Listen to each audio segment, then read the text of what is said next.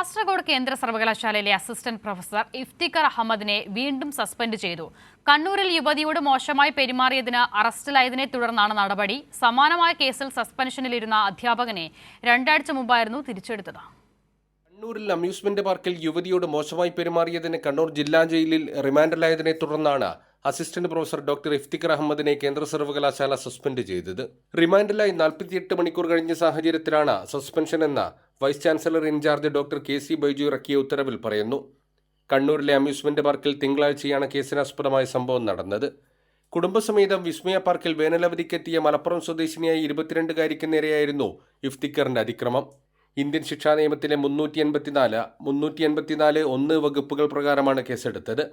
2023 November 13 കേന്ദ്ര സർവകലാശാലയിൽ ക്ലാസിനിടെ ബോധരഹിതയായി വീണ വിദ്യാർത്ഥിയോട് മോശമായി പെരുമാറിയ കേസിൽ ജാമ്യത്തിലിറങ്ങിയതിന് പിന്നാലെയാണ് ഇയാൾ വീണ്ടും ലൈംഗികാതിക്രമം നടത്തിയത്.